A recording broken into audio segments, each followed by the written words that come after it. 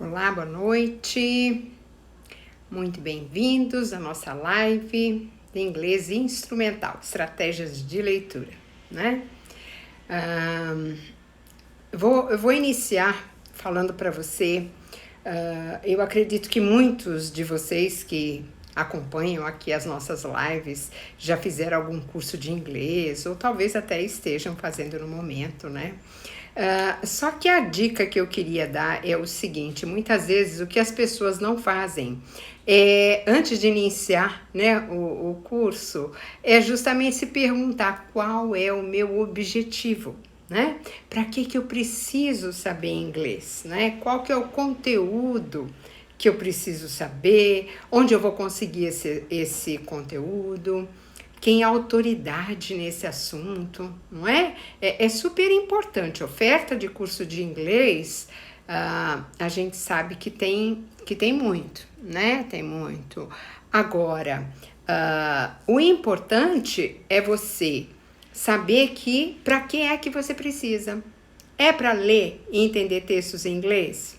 Não adianta você fazer um curso de conversação que não vai te dar aquilo que você realmente precisa, tá? Oi, Ana, tudo bem? Então, quando a gente faz um trabalho de inglês instrumental, é totalmente diferente dos demais treinamentos, principalmente de conversação, porque aqui o nosso objetivo não é praticar a comunicação oral, né? A parte auditiva. Boa noite, Ana, muito bem-vinda. Então, para você encontrar alguém que realmente entregue isso que eu tô me propondo aqui a te entregar, a gente conta nos dedos, tá? Nessas lives eu consigo te dar uma ideia, como é que você tem que abordar os seus textos, como que você tem que estudar, né? Que é totalmente diferente dos demais treinamentos. Agora, é muita coisa, tem muito conteúdo, né? Que a gente precisa ir abordando. E nessas lives eu consigo eu tenho que escolher um texto que não seja muito grande e que dê. Boa noite, Rodrigo, tudo bem? Vocês estão me ouvindo bem? Hoje eu tô sem o microfone que deu um probleminha aqui. Se não estiverem ouvindo bem, vocês me digam aí, por favor. Então, como eu estava falando, né? O que eu consigo aqui fazer com vocês é pegar um texto que não seja grande, fazer todo a compreensão, trabalhar com as estratégias, trabalhar com os cognatos, mas é muito limitado, né? Porque o conteúdo que a gente tem é muito grande. Então, eu quero já deixar dito aqui para vocês que eu desenvolvi uma metodologia que facilita esse aprendizado, tá? É um treinamento com mentoria, né? Eu escolhi fazer com mentoria porque eu acho que o aproveitamento é melhor, né? E ainda hoje falei com o Rodrigo, vou provavelmente agora aqui em março, aí nas próximas semanas a gente vai estar lançando esse produto para vocês. Então, se você se interessa, se tem interesse nesse tipo de treinamento, pode me mandar aí uma mensagem inbox que a gente vai criar uma lista, né, de espera e avisar todos vocês assim que a gente fizer o lançamento, tá bom? Mas é só para dar uma dica para vocês, tá? Bom, eu vou, como a gente marcou aqui às 8 horas, são 8h03, eu gosto de ser pontual. Então, eu vou começar aqui com vocês, né?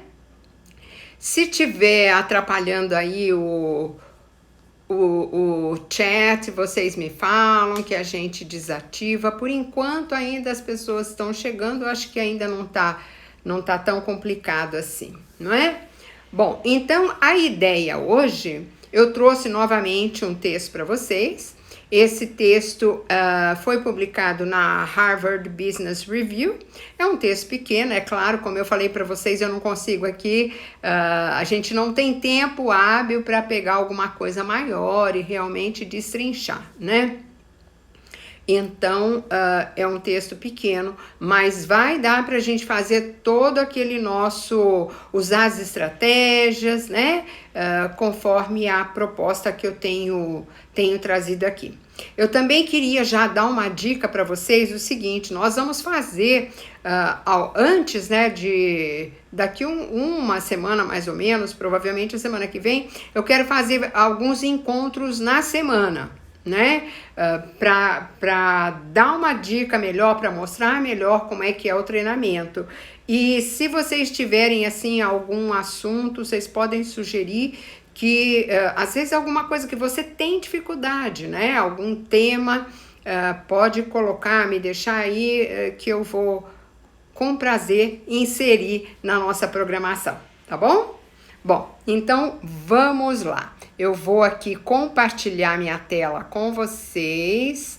Deixa eu escolher aqui qual que vai ser a primeira tela aqui.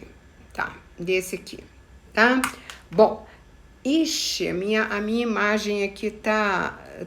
Bom, a gente vai ter esse texto novamente na segunda página.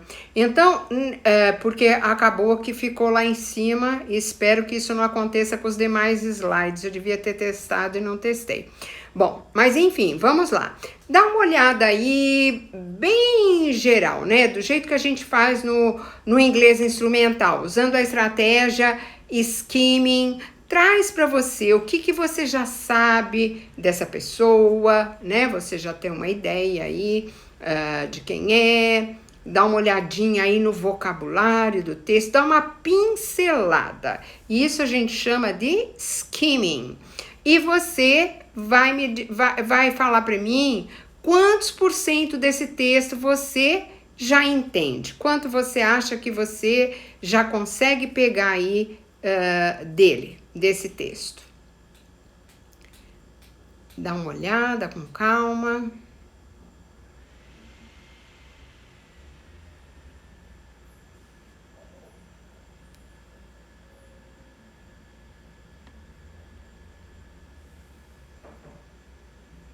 Alguém consegue dar uma ideia aí de quanto que consegue entender desse texto? Nessa primeira abordagem, muito rapidamente.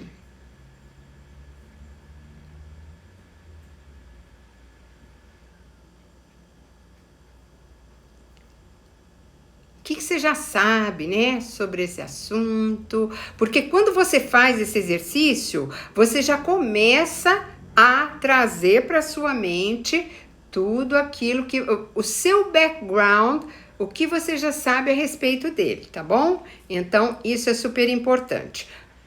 Agora, 30%, Rodrigo, é pouco, hein?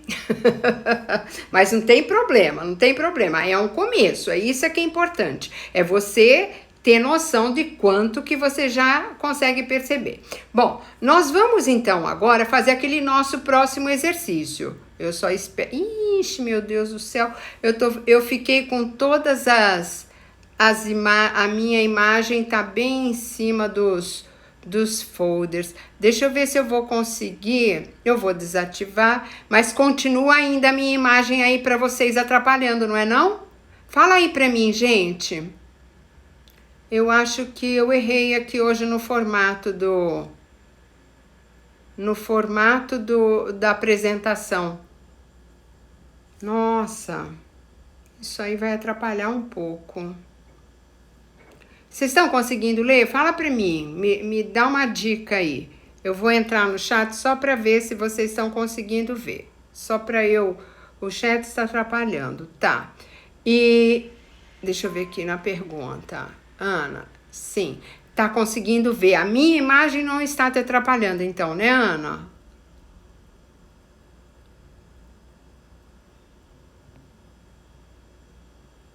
Já está atrapalhando um pouco, tá?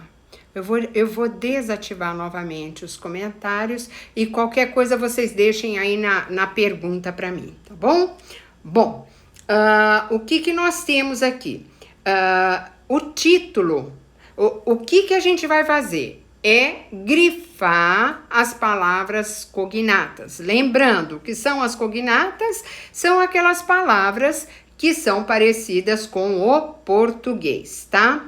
Esse texto até que não tem muitas cognatas. No título, a gente só tem essa palavrinha humankind, que eu grifei a palavra human, que é o humano, que é o cognato. O humankind não é, né? Mas human é cognato. Depois nós temos esses $100 billion, não é um cognato, mas é o que a gente chama, no inglês instrumental, de evidência tipográfica. O que quer dizer isso, né? Quer dizer que ela te dá números, nomes, né, porcentagens, é alguma coisa que você deve prestar atenção, ela deve destacar. Então, por isso que eu usei aí, eu grifei de amarelo, né? Então, nós temos $100 billion, depois nós temos o nome próprio, Bill Gates, que todo mundo já conhece, isso tudo vai te ajudar. Depois, solving, resolvendo, dependendo do contexto aqui vai ser resolver mesmo, tá?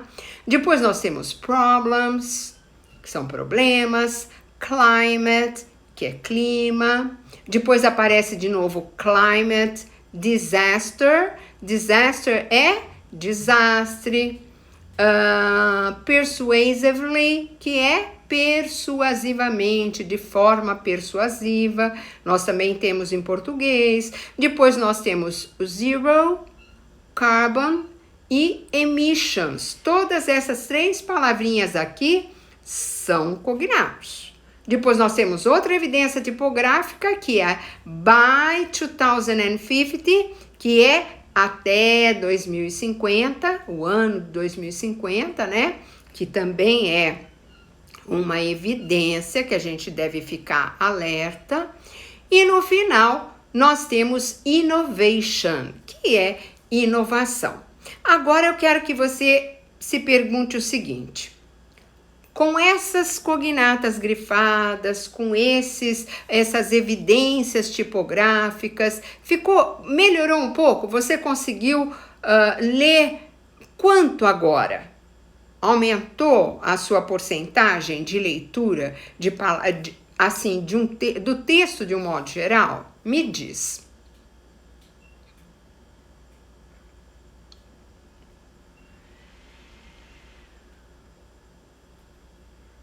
Vocês podem pôr aí na perguntinha, já que eu desativei os comentários, né? Para a gente poder ter uma noção se você percebe que isso é uma estratégia que te ajuda, que você deve lançar mão disso, principalmente no início, quando você está aprendendo, tá? Depois de um tempo você nem vai precisar mais, né? Mas agora no início é importante, tá certo? Bom, eu vou então agora já mudar. Opa, tem uma respostinha aqui, vamos lá. Ajudou, né? Tá um pouco tá atrapalhando, né, Ana? Acho que foi isso que você quis dizer, né? Há 3 minutos, tá certo. Eu vou ver aqui se eu dou sorte aqui no próximo slide. Então é isso, Ana, ajuda mesmo, a gente sabe que isso aí ajuda. Isso, Marcelo, isso é uma ótima ideia, sempre... os cognatos são excelentes para a gente ir entendendo, né? Deixa eu ir agora pro nosso terceiro slide. Meu Deus do céu, eu fiz a beleza de colocar tudo muito para cima. Eu perdi a noção do tamanho desses slides. Vocês vão ter que me desculpar hoje. Bom, então vamos lá. O que eu fiz aqui? Eu trouxe só o título, nós vamos assim, esmiuçar esse texto, né? É um texto pequeno, mas tem muita coisa pra gente ver. Então, o título do texto é It will need to be the most amazing thing humankind has ever done.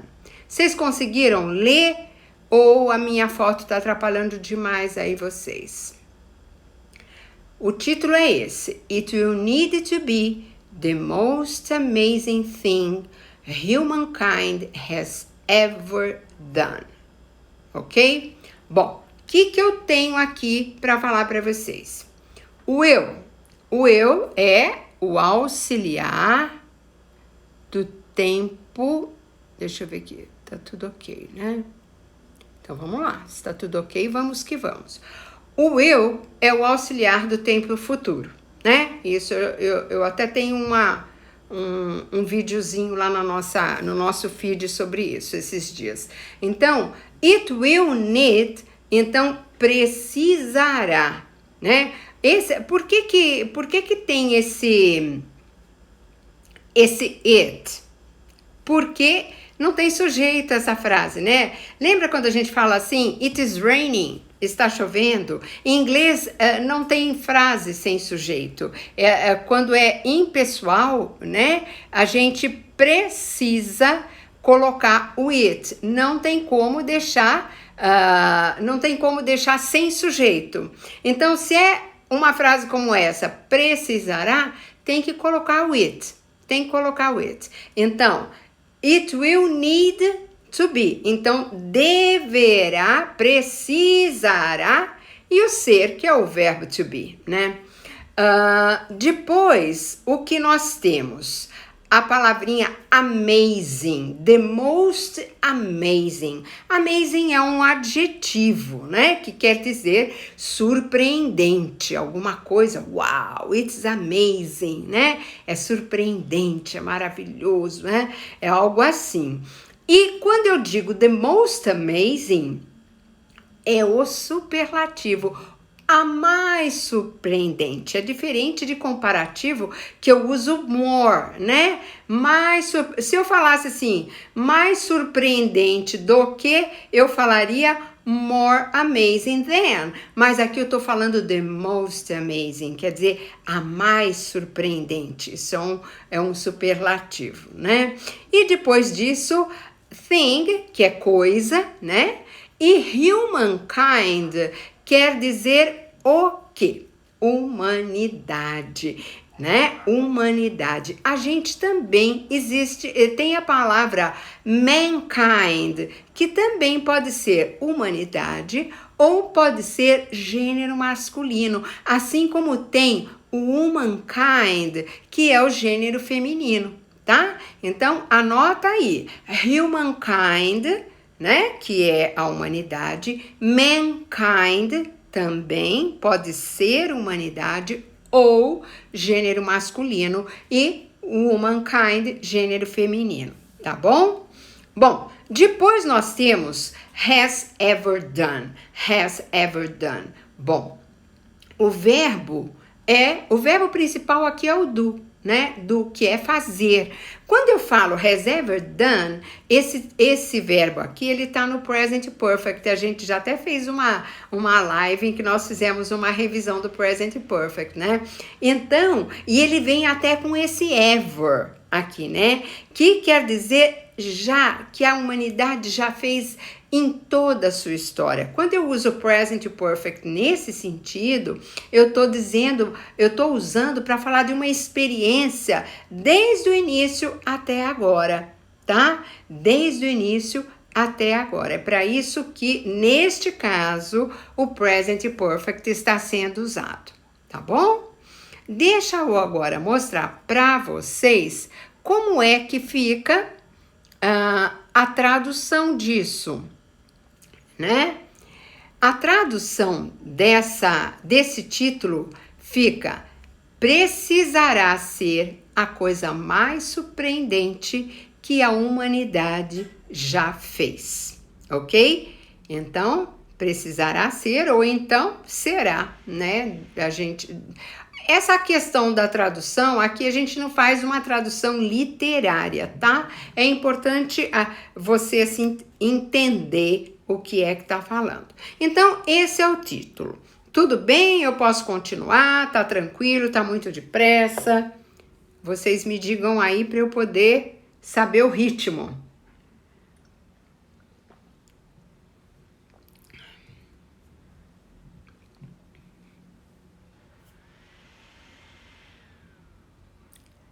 Nós vamos agora para o primeiro parágrafo, né?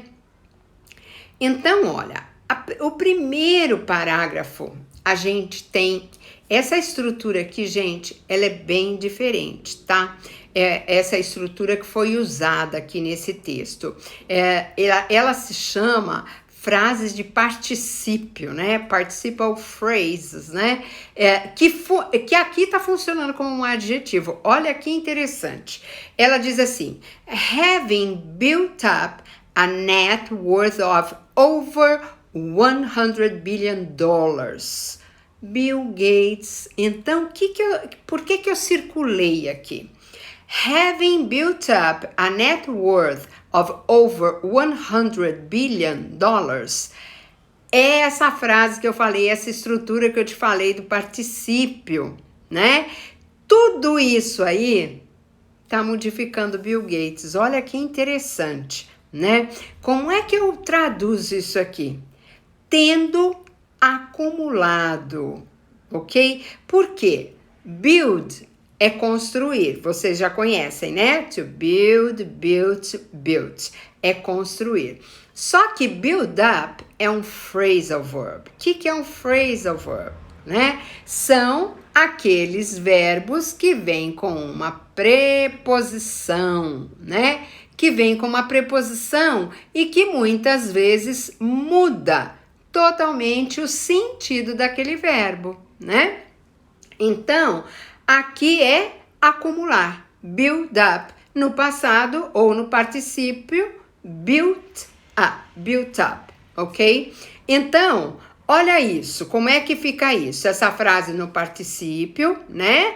Having, deixa eu te dar um outro exemplo. Por exemplo, olha, having read your book, I now understand your position. O que eu estou dizendo? Lendo o seu livro, agora eu entendo a sua posição. É a mesma estrutura que foi usada aqui nesse texto, tá? Outro exemplo.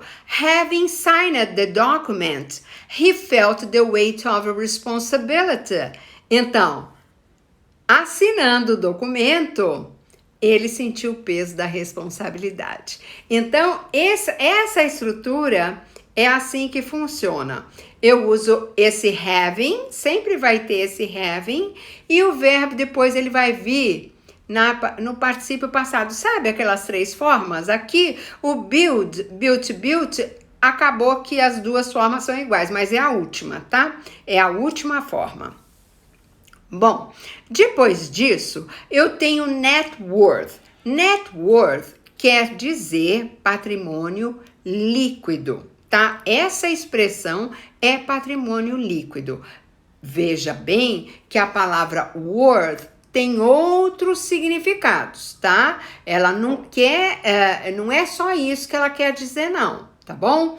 A palavra worth pode significar valor, né? Por exemplo, this house is worth $200,000. I don't know. Falei aí um valor sem pensar. O que eu quero que você pense é this house is worth, né? Então, o que eu tô dizendo?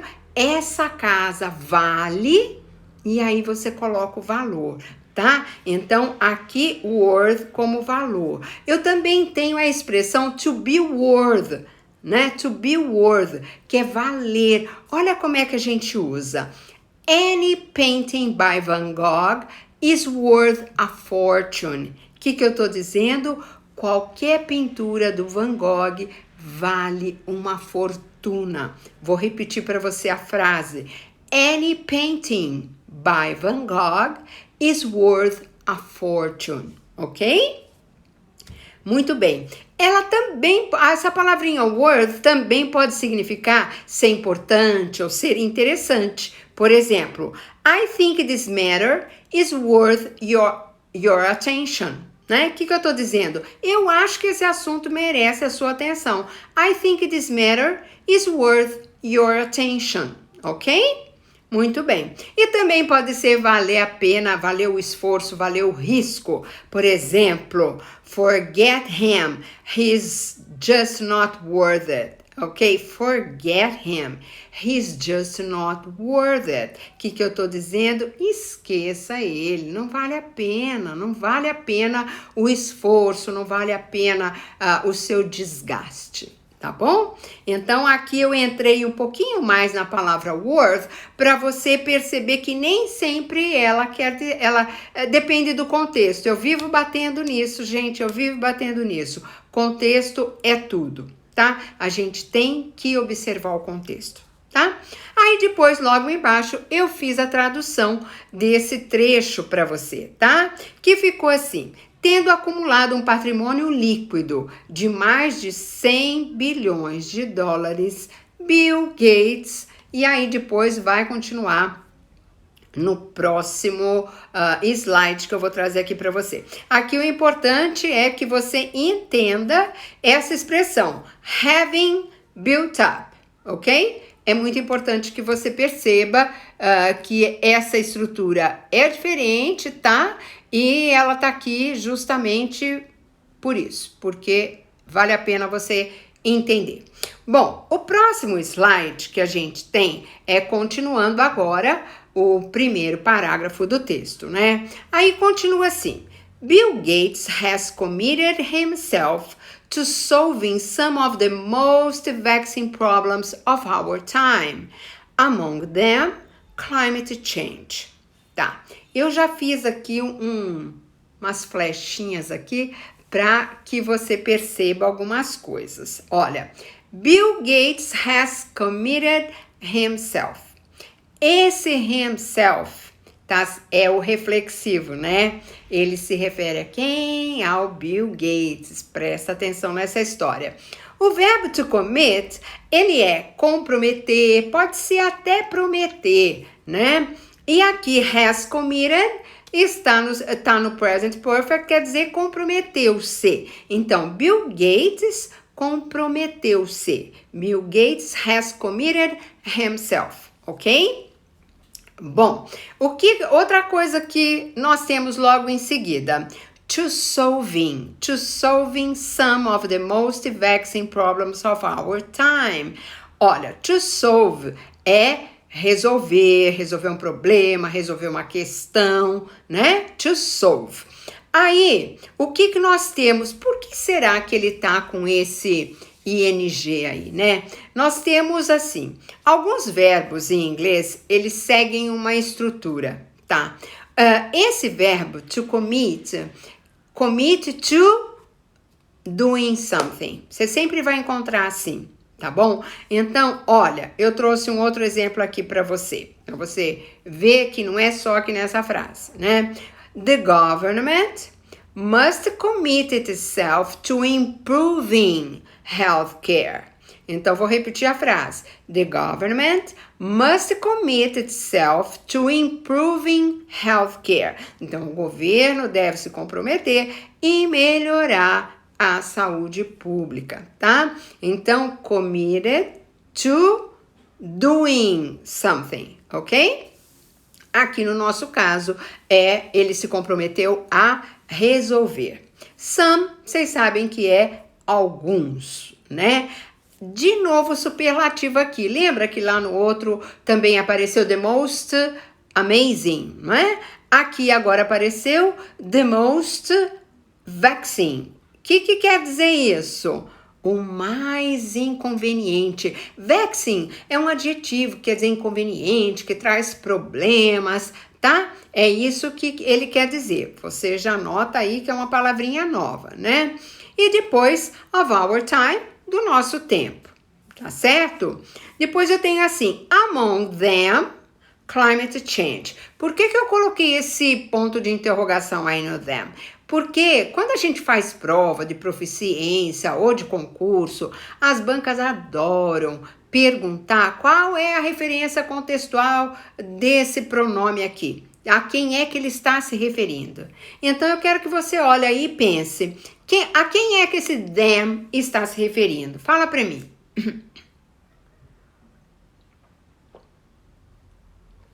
Quem é o them?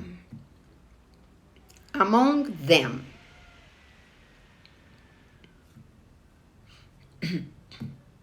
Among them. O them é... Ele está se referindo a problemas. Problemas. É isso, ele está se referindo a problemas, né? Among quer dizer entre, né? Agora, entre, no meio ou rodeado de outras coisas. Deixa eu ver aqui, alguém respondeu aqui. Ah, problems, Ana, muito bem, é isso mesmo, problems. Very good. Então, olha, among é entre, no meio ou rodeado de várias outras coisas. Como que é quando eu tô falando entre duas coisas só, né? Quando é entre duas, eu falo between, né? Tá lembrado? Between, quando é entre duas, né? Agora, quando eu tô falando entre várias, eu uso among. Among, é rodeado, né? Então, veja bem, eu trouxe aqui um outro exemplozinho aqui para você. Eu gosto de trazer para você comparar com outras situações, para você não ficar preso só no texto que a gente trouxe, tá? Deixa eu ver aqui. Comentários estão desativados. Coloca na pergunta. Eu não sei qual que é seu primeiro nome, Agostinho.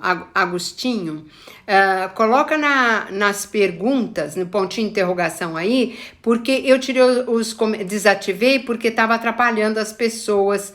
Eles pediram para eu desativar. Então, coloca no pontinho de pergunta aí que eu vejo e já vou comentar com você, tá bom?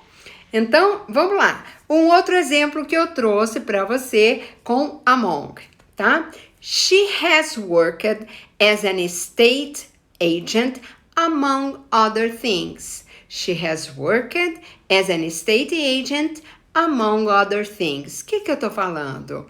Ela trabalhou, né, como uma agente do Estado, entre outras coisas. Quer dizer, não é só isso que ela fez, né? Entre outras coisas, né? Outro exemplo. These diseases are more common among young children. Repetindo. These diseases are more common among young children. Então, essas doenças são mais comuns entre as criancinhas, né? Os bem pequenininhos, ok? E to change é mudar, tá certo? Alguma pergunta aqui, gente? Posso ir aí para o próximo slide? Me diz aí se ficou alguma perguntinha, que agora eu vou fazer a tradução desse parágrafo aqui, tá? Deixa eu escolher aqui o próximo.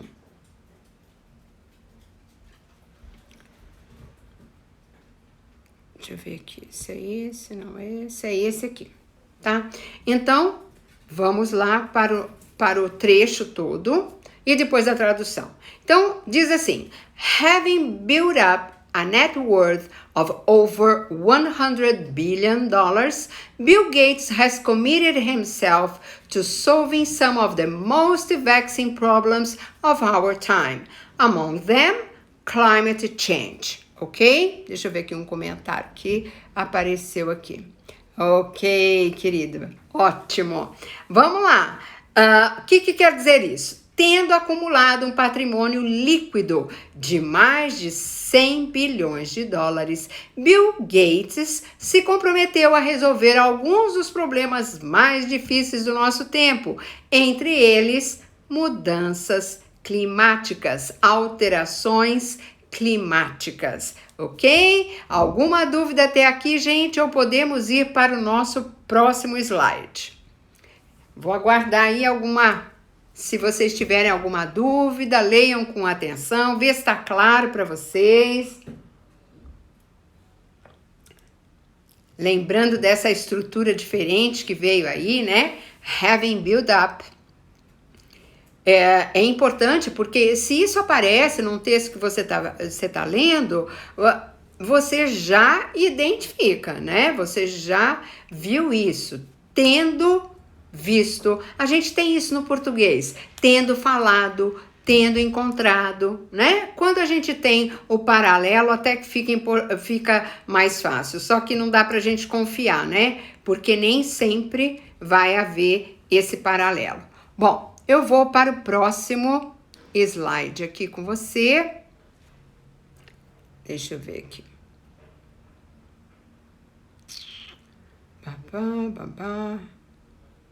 Esse já foi, agora é esse aqui.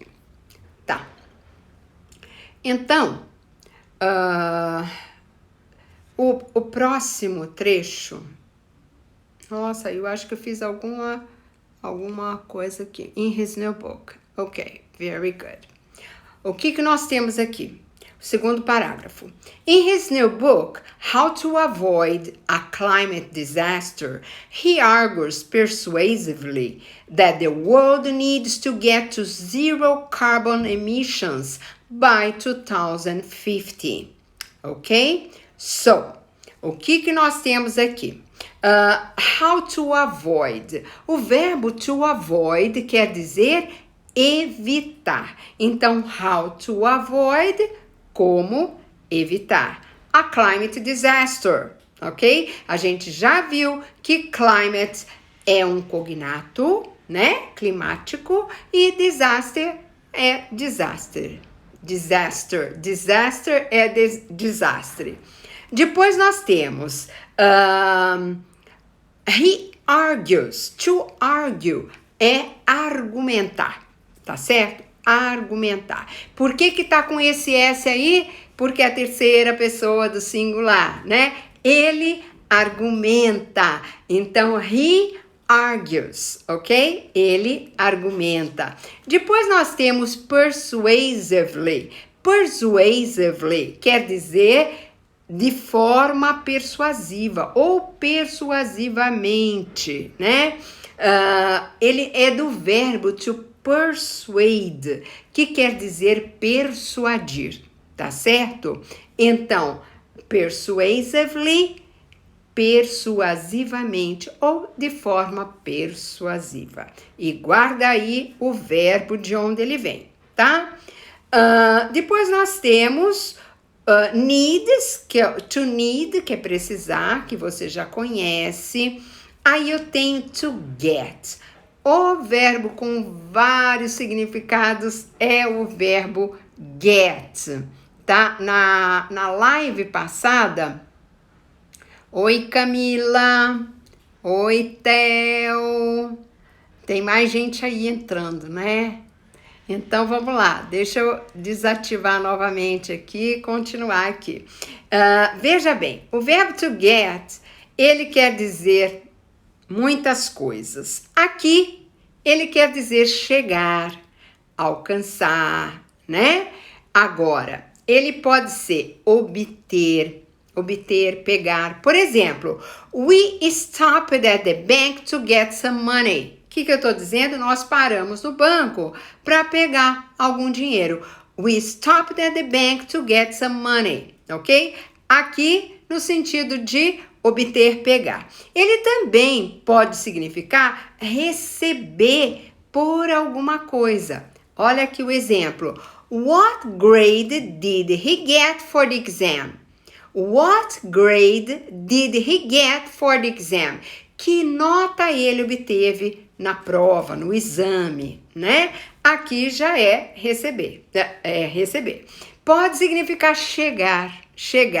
He got to the bus station before me. He got to the bus station before me. Ele chegou no ponto de ônibus, na estação de ônibus antes de mim, tá? Também pode significar alcançar. Na live passada, a gente viu ele com o significado de reach, né? Que é alcançar. Por exemplo, she got to the top in her profession. She got to the top in her profession. Ela chegou no topo da sua profissão, tá? Então, to get, aqui eu peguei 4 significados diferentes, né? Incluindo o chegar, alcançar, que está aqui no nosso texto, tá? Então, aqui a única palavra nova palavra nova não é nova. Essa preposição by 2050, eu quero dizer por volta de 2050, tá? Por volta, quando eu digo by, tá? Muito bem. Agora, o que nós vamos fazer é ver a tradução desse trecho. Eu preciso saber se vocês têm perguntas aqui, gente. Deixa eu dar aqui uns segundinhos aí para vocês verem se tem dúvidas, se tem alguma palavra que vocês não entenderam, que vocês gostariam que eu falasse aí com vocês. É só falar que a gente resolve essa questão aí. Vou esperar um minutinho aqui, beber água e já retomo para o nosso próximo slide, onde eu fiz a tradução desse parágrafo todo, tá?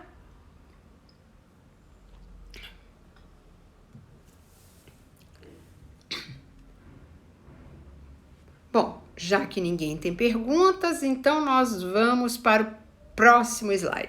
Então, olha, aqui eu trouxe o parágrafo e fiz a tradução logo em seguida. Então diz assim: In his new book, How to Avoid a Climate Disaster, he argues persuasively that the world needs to get to zero carbon emissions by 2050, ok? Então, em seu novo livro, seu de quem, gente? De quem que é esse seu aqui? De quem é? É dele, do Bill Gates. Aqui, olha, tá comentando, tem alguém aqui comentando que os comentários estão desativados. Realmente, Camila, eu desativei porque estava atrapalhando aqui para as pessoas lerem. Então, se alguém quiser colocar alguma pergunta, eu sugiro que coloque aí nesse pontinho de interrogação, aí nas perguntas, que eu respondo, tá? Eu só... fiz aí o que eles solicitaram, que estava atrapalhando aí o pessoal entrando e não estava legal. Então, vamos lá. Vou fazer a tradução aqui. Em seu novo livro, que é do Bill Gates, que estava lá no texto anterior, Como Evitar um Desastre Climático, ele argumenta de forma persuasiva que o mundo precisa chegar a zero emissões de carbono até por volta de 2050, tá certo? Então, essa aí é a nossa frase aqui. Então, aqui vocês têm ainda, tem alguma dúvida quanto a essa tradução? Eu preciso saber para poder ver se eu posso continuar. Tem mais um trecho aí do nosso texto, né? Então, eu vou para o próximo trecho, que diz assim: And that doing so will require a new age of green innovation. Olha aí que expressão, né? De novo, nós temos uma estrutura bem diferente. And that doing... E que fazer? E esse so, a palavrinha so normalmente quer dizer tão, né? Normalmente, I'm so tired, tô tão cansado, he is so intelligent, ele é tão inteligente. Normalmente quer dizer tão, mas aqui não quer dizer tão. Aqui quer dizer assim, conforme mencionado anteriormente. Olha, and that doing so, então, e que fazer assim, e que fazer conforme foi falado anteriormente, né? Que foi o quê? Refere a, o que é esse so, que é o assim? Tem a ver lá com a parte de cima, que era chegar a zero de emissão de carbono, tá lembrado? Então, olha, veja essa referência contextual que se refere lá ao parágrafo anterior, hein, gente? A gente tem que ficar bem esperto com essas coisas, viu? Depois eu tenho to require, que é exigir. Pode ser requerer também, tá? Mas aqui é exigir. E, de novo, vem o auxiliar will antes do verbo. Will require, né? Exigirá, futuro. Lembra disso? Will, futuro, né? A new age. A new age é uma nova era. Uma nova era. Of green innovation. Então, de inovação verde, vocês sabem a que é que eu estou me referindo, não é?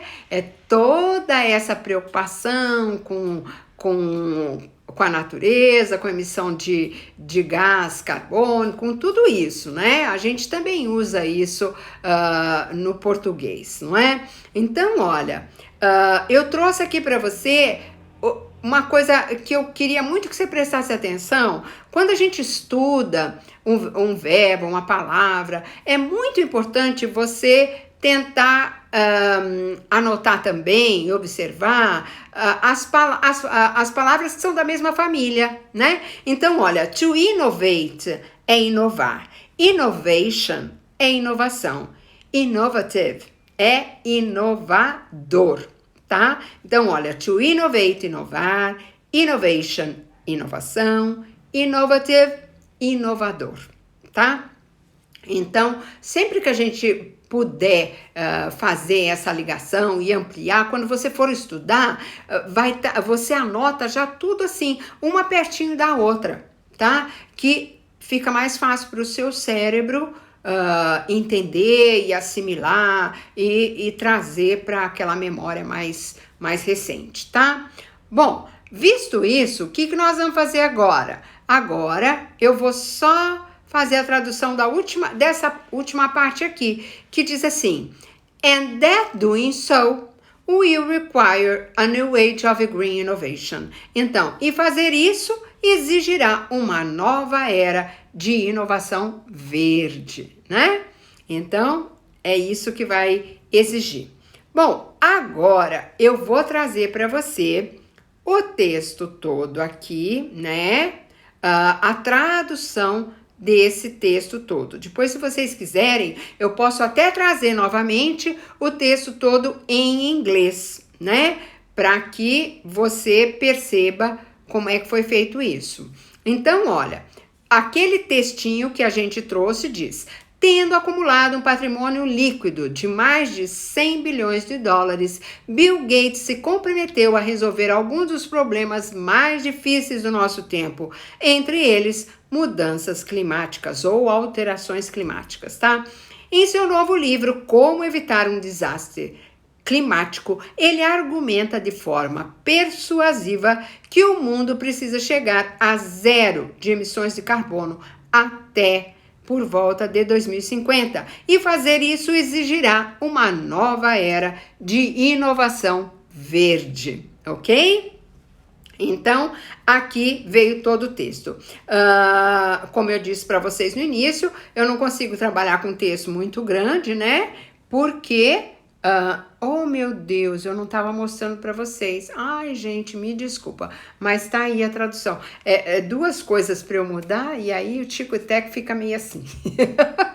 Meio atrapalhadinho, não esquenta não, mas desculpa, tá aí de novo. Tendo acumulado um patrimônio líquido de mais de 100 bilhões de dólares, Bill Gates se comprometeu a resolver alguns dos problemas mais difíceis de nosso tempo, entre eles as mudanças ou alterações climáticas. Em seu novo livro, Como Evitar um Desastre Climático, ele argumenta de forma persuasiva que o mundo precisa chegar a zero emissões de carbono até 2050, e fazer isso exigirá uma nova era de inovação verde, tá? Então, olha, veja bem, um trecho pequeno, né?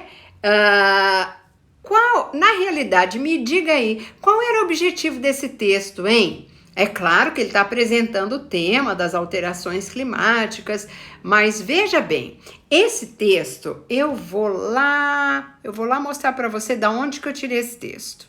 Olha aqui, ó. Tá vendo? Foi publicado na Harvard Business Review. E lá em cima diz assim: a conversation, deixa eu achar o meu aqui. A conversation with Microsoft co-founder and philanthropist Bill Gates.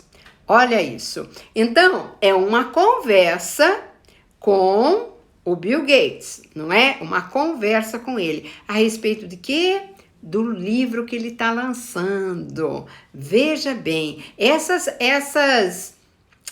questões que estão assim meio nas entrelinhas, né? A gente precisa ficar bem esperto. Na realidade, é sobre o livro dele, sobre o lançamento do novo livro dele. Agora, qual é a temática? A temática é a questão da emissão de carbono, de que nós precisamos entrar numa nova era, não é?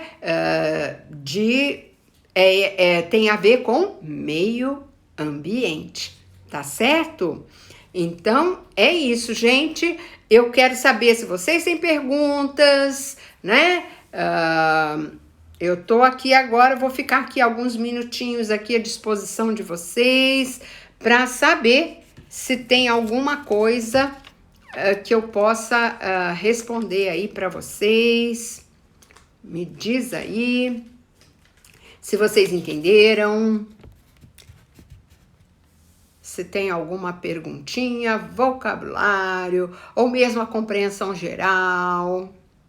O que eu quero, assim, que você fique bem consciente é que, assim, esse trabalho que a gente está fazendo aqui é um trabalho que eu estou trazendo e fazendo o que é possível nas lives, tá? É claro que eu sigo a metodologia que é proposta, que é um trabalho diferente, porque não dá para você se preparar para ler e entender textos fazendo aula de conversação, tá? A aula de conversação é outro foco, né? Mas aqui o nosso foco é ler e entender textos para que você se torne um leitor autônomo em inglês, tá? E como eu falei no começo da live, vou repetir de novo aqui, existe aí um curso com uma mentoria, né, que é a nossa proposta desse curso de inglês instrumental, online, mas com mentoria, né, que está aí, está nascendo, tá?